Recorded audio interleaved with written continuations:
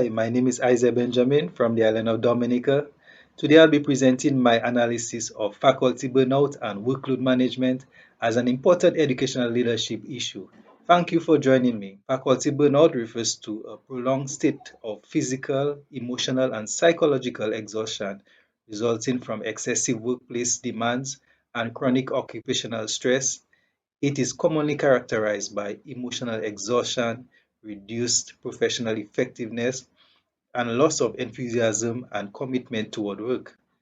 In educational settings, burnout often develops when educators are required to balance teaching with responsibilities such as curriculum planning, student support, extracurricular activities, and classroom management, often with limited time and resources.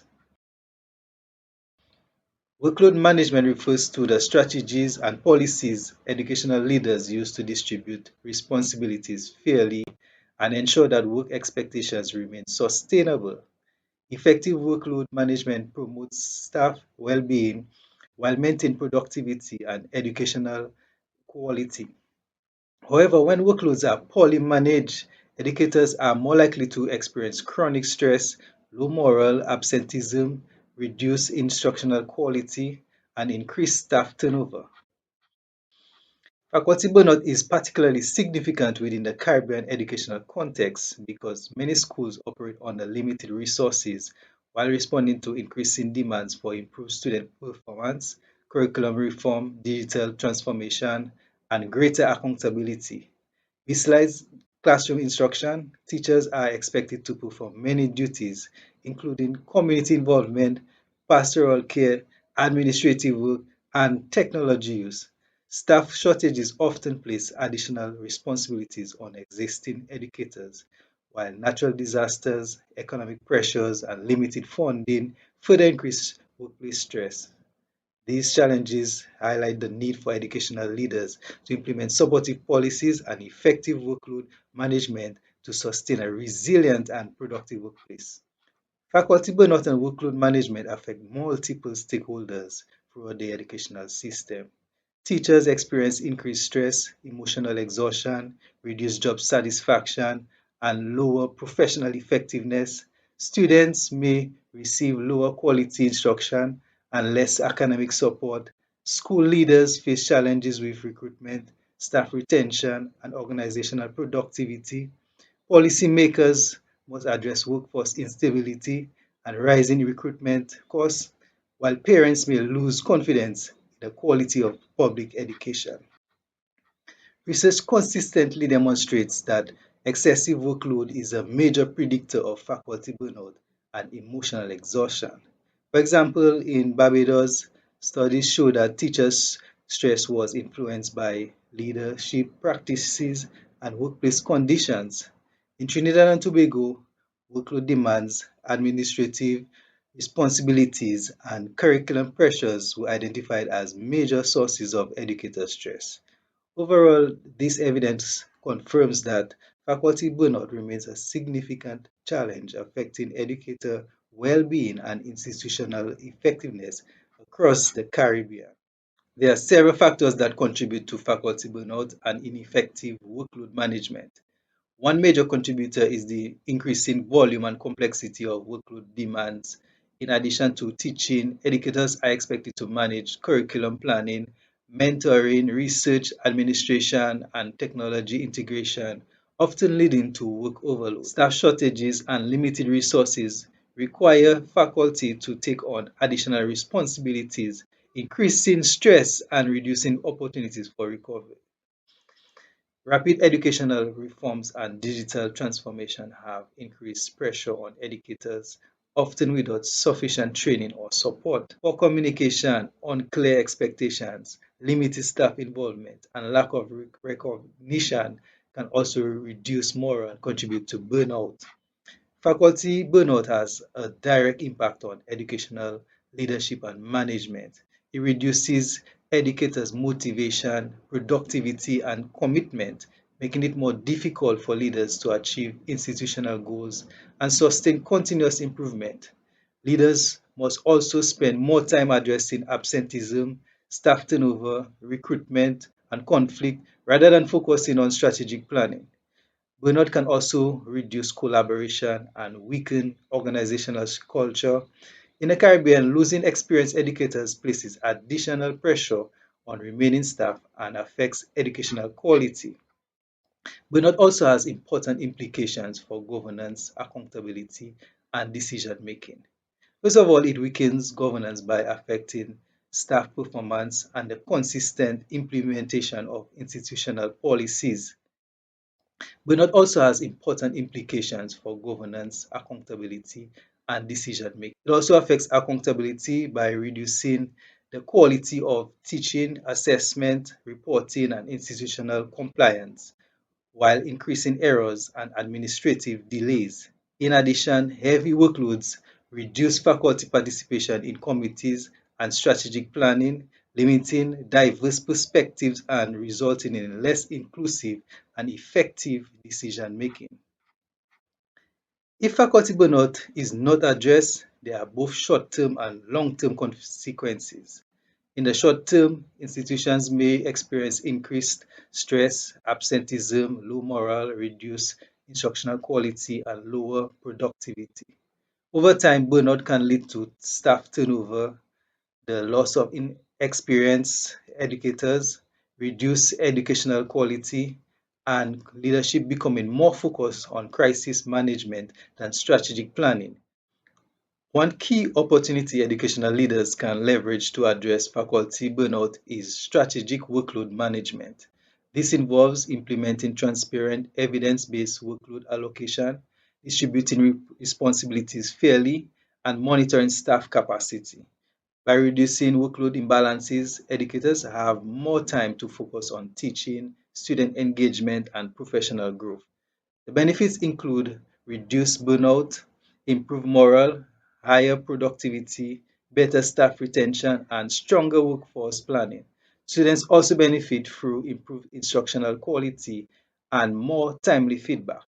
However, implementation may be limited by financial constraints, resistance to change, and differences in workload across disciplines. Therefore, workload policies should remain flexible and consultative. From a governance perspective, strategic workload management strengthens accountability, transparency, evidence-based decision-making, and supports fair workload allocation and effective resource planning. A second opportunity educational leaders can leverage to address faculty burnout is the implementation of comprehensive faculty well-being and professional support programs. These programs provide mental health support, mentoring, professional development, and stress management, helping to build resilience, improve teaching quality, and strengthen institutional effectiveness. They can reduce burnout and absenteeism, improve job satisfaction and staff retention, foster positive organizational culture, and preserve valuable institutional knowledge. However, successful implementation requires sustained funding and leadership support. In addition, stigma, confidentiality concerns, and unresolved workload issues may limit their effectiveness. From a governance perspective, these programs promote ethical leadership, strengthen accountability, and support workforce stability through clear policies, transparency, and shared responsibility. To address faculty burnout, the first recommendation is to establish a comprehensive faculty workload management policy. This involves developing a clear policy that outlines teaching, research administration, student support, and extracurricular responsibilities while ensuring equitable workload allocation. Implementation should begin with a workload audit, followed by the formation of a committee of leaders and faculty representatives to develop and review workload allocations on an annual basis. Possible challenges include limited staffing and financial resources, resistance to change, and differences in workload requirements across the departments. Success can be measured through faculty satisfaction surveys, reduced workload stress and absenteeism, lower staff turnover, and improved workload balance and employee engagement. Another recommendation is to implement faculty wellness and mental health support programs to promote staff well-being and resilience. This involves providing counseling, employee assistance, peer support, stress management, and professional development to support educators' well-being. Institutions should also partner with healthcare providers, include wellness initiatives in institutional plans and budgets, and promote a stigma-free culture that encourages staff to seek support. Possible challenges include limited funding, shortages of mental health professionals, and concerns about stigma and confidentiality. Success can be measured through improved staff well-being and job satisfaction, reduced burnout and sick leave, higher program participation, and increased staff retention. A third recommendation is to streamline administrative processes through digitalization to reduce unnecessary workload and allow educators to focus more on teaching and learning. This involves using digital systems and administrative support to automate tasks such as attendance, reporting, scheduling, and communication. Institutions should conduct an administrative workload audit, invest in digital platforms and staff training, and assign administrative assistants where possible. Challenges may include limited funding, inadequate technological infrastructure, unreliable internet connectivity, and resistance to new technologies. Success can be measured through reduced administrative workload, increased instructional preparation time, improved operational efficiency, and higher faculty satisfaction with institutional support. Reflecting on this issue, addressing faculty burnout requires several key leadership competencies. Educational leaders need strong strategic planning, effective communication, emotional intelligence, problem solving, and human resource management skills. These competencies enable leaders to allocate resources fairly, support staff well being, and maintain institutional effectiveness. As a teacher in Dominica, I have observed that multiple responsibilities can increase staff stress.